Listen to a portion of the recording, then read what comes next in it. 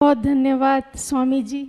आपने बहुत सुंदर ढंग से वो चरित्रों के द्वारा बहुत तन्मयता से बात हमारे बीच कह डाली है और फिर आज के विषय को भी एक नया रूप दे दिया है कि गीता के ज्ञान के विभिन्न रूपों को, चरित्रों को आप हमारे बीच सभी ला रहे हैं। कड़ी से कड़ी जुड़ती जा रही है कि ज्ञान का कितना सुंदर रूप हम देख रहे हैं कि ज्ञान केवल पढ़ने तक और समझने तक नहीं, लेकिन गीता के ज्ञान का वो रूप जो कि हम अगर जीवन में उतारते हैं तो हम जीवन में बहुत आगे बढ़ जाते हैं। मैं आगे अब आमंत्रित करती हूँ हमारे बीच इसी कड़ी में जिनके अनुभव को हम छूने जा रहे हैं।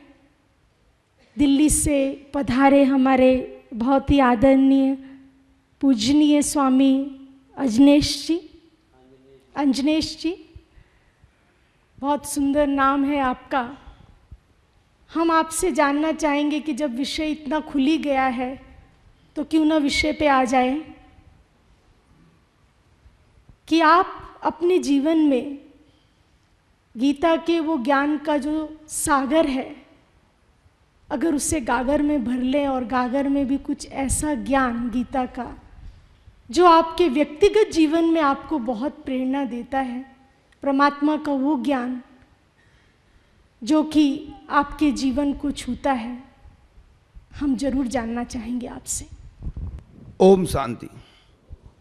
सभी भगवत स्वरूप संत श्रोता सभी को प्रणाम। ओम शांति। पहले मैं थोड़ा अपना शॉर्ट लाइफ हिस्ट्री में बताता हूँ, जहाँ से मैं यहाँ आया हूँ। तो मेरा एक बहुत ही विंध्य पर्वत की कैमूर श्रृंखला है, जहाँ आपने इतिहास सुना होगा पुराणों में, शिव पुराण में भस्मासुर जब शिव को भस्म करने के लिए पीछे पीछे चल रहा था, वो आगे आगे शिव जी जा रहे थे। तो जिस गुफा में शिव जी जाकर के छिप गए थे, गुप्तेश्वर नाथ महादेव कहा है, बस उसी गुफा के से सटे हमारा अपना गांव, जहां मैं एक जमींदार परिवार से मैं आता हूं। और उस समय किसी को नौकरी लगना बहुत बड़ी बात होती थी। मेरे पिताजी सिविल कोर्ट में स्टोनो के रूप में शहर में नौकरी करने आए थे, और मेरी माँ देहातों में जब कोई गर्भवती होता था तो उसको बहुत दिक्कत होता था। तो मेरे पहले एक भाई और एक बहन मेरा वो लॉस कर गए। रास्ते में जो जाते जाते बैलगाड़ी का व्यवस्था था, बैल और गाड़ी से जाते। तो उसको जब मैं घर में आया तो लोगों ने कहा कि आप एक सर्विस वहाँ करते हो पिताजी को, आप एक कमरा किराए पर ले लो और इसको शहर में ही आप रखो, कुछ सुविधा रहेगी। तो उस समय ऐसा कोई बात नहीं था, किराया का मकान उतना चलता नहीं था।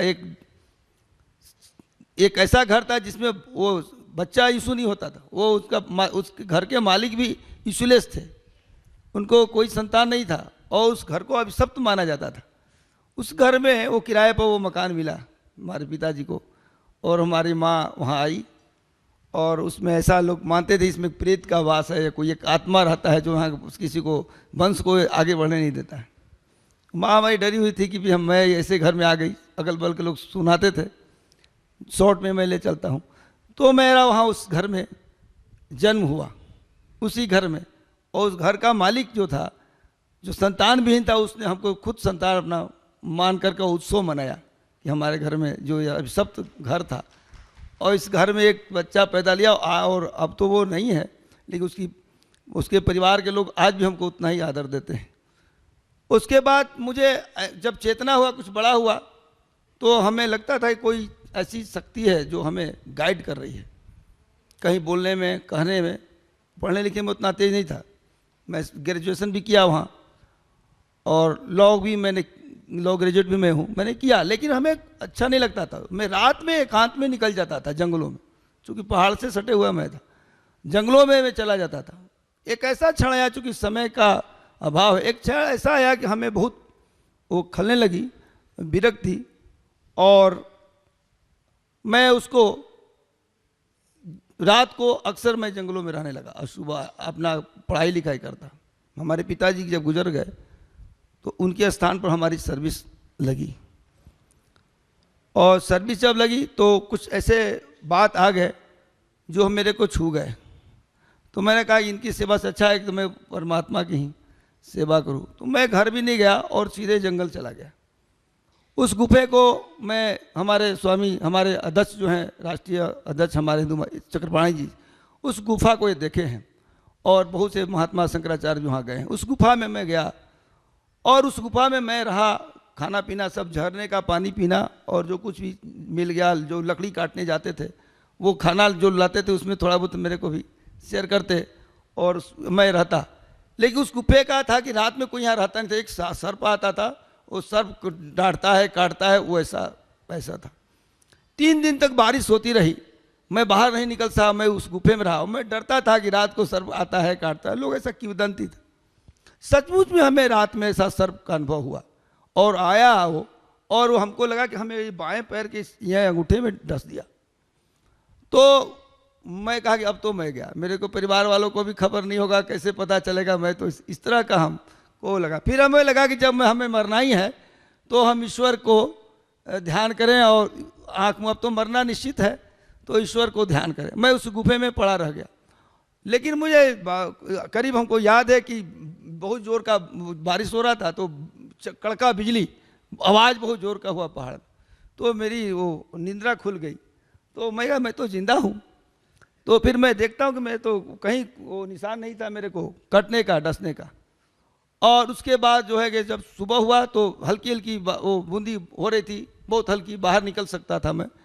और लेकिन मुझे जैसे कमरे अंधेरे रहते हैं, अंधेरे में कुछ भी दिखाई नहीं देता है, लेकिन अचानक स्विच ऑन होता है और प्रकाश जलता है, सब कुछ दिखाई देने लगता है।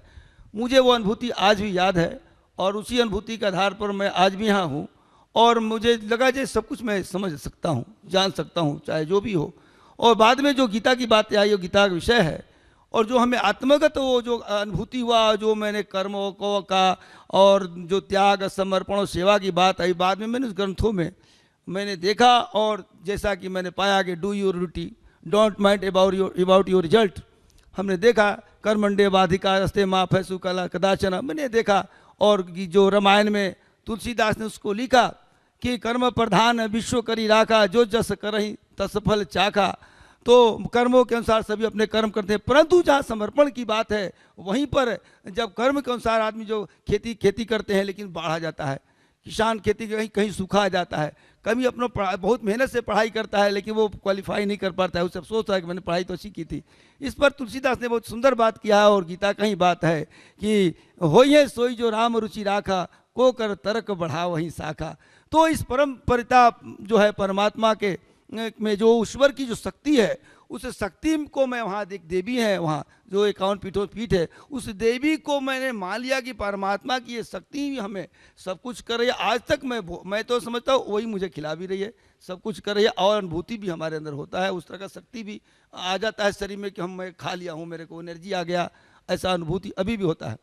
तो ये समर्पण का ही एक बहुत बड़ा बात है। मैं व्यक्तिगत अपने जीवन की बात करूँगा, उस समर्पण का भी ये हमारा कि आज मैं जहाँ उस समर्पण पे आज भी मैं पुष्पित और पलवित हूँ, उसी गीता के कॉन्सेप्ट में ईश्वर के सामने संपूर्ण समर्पण भाव से। हरि ओम शांति।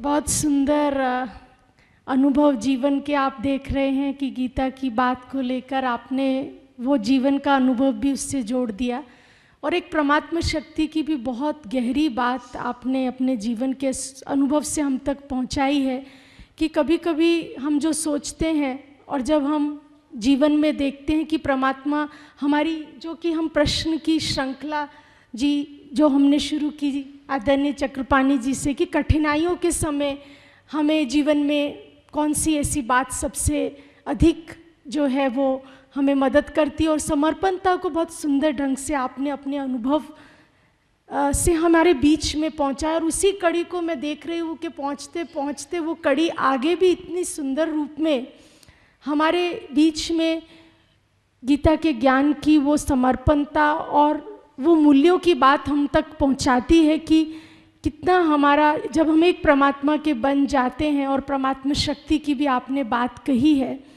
कि परमात्मा हमें हर कठिन परिस्थिति में मदद करता है। और मैं देख रही हूँ कि सामने बैठने वाले हमारे जो भी संत हैं, जो भी भाई बहनें हैं, उनके मन में भी शायद ऐसे कई अनुभव आ रहे होंगे। आप मानते हैं? जो समझ रहे हैं उनके जीवन के भी अनुभव साथ साथ आ रहे हैं। हाथ खड़ा करेंगे, देखिए हाथ उठ रहे हैं। ये केवल हमारे ही अनुभव नहीं है, बहुत सारे हाथ उठ रहे हैं कि परमात्मा ने कैसे उन्हें कठिन परिस्थितियों में मदद की।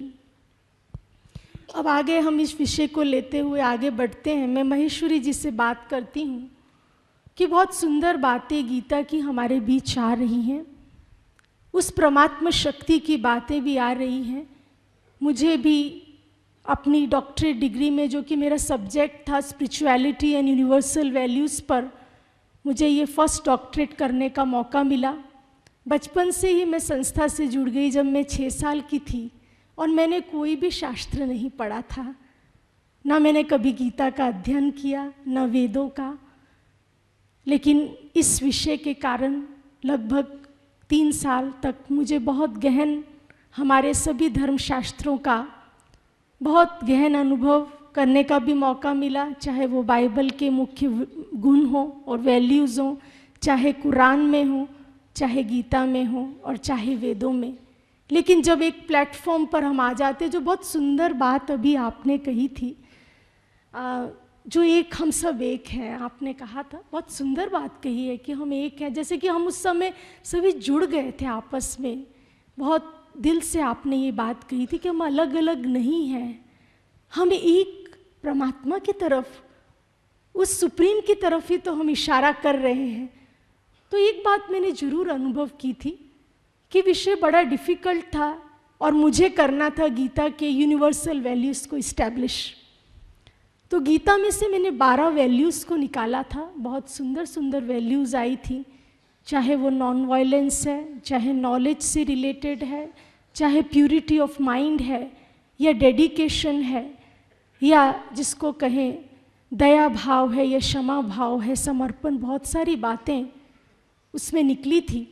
और उसमें एक बात बहुत सुंदर कि एनालिसिस बहुत अलग अलग ढंग से हुआ है गीता के ज्ञान का, और इंटरप्रिटेशंस भी हुए हैं अपने अपने ढंग से।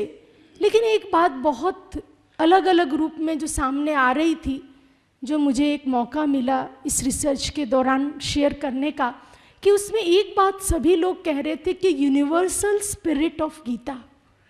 उन्होंने ये बात कही कि गीता कोई एक देश से जुड़ी हुई नहीं, गीता का ज्ञान कोई कुछ व्यक्तियों से जुड़ा हुआ नहीं है, ये एक यूनिवर्सल मैसेज देता है, एक यूनिवर्सलिटी से है, उस परमात्मा के ज्ञान की तरफ इशारा करता है, नॉलेज की तरफ, जो वैल्यूज़ जो हमें जीवन में धारण करनी चाहिए, संसार में हम कर्म करते हुए किन किन मूल्यों को अपने जीवन में अपनाएं। तो ऐसे यूनिवर्सल स्पिरिट की जो बात थी, जो कि डिवाइन की तरफ इशारा करती थी, यूनिवर्सल गॉड की तरफ इशारा करती थी, और उसकी नॉलेज की तरफ भी इशारा करती थी। मैं महेश्वरी जी से, आदरणीय महेश्वरी जी से ये प्रश्न करूँगी, जरूर समय की सीमा को देखते हुए, क्योंकि रामनाथ भाई हमारे बीच आज हैं, वो भी इस विषय को खोलने जा रहे हैं। तो चंद शब्दों में मैं जरूर चाहूँगी कि ऐसी कौन सी बात गीता के ज्ञान की है जो कि आप चाहे मूल्यों में ले लें,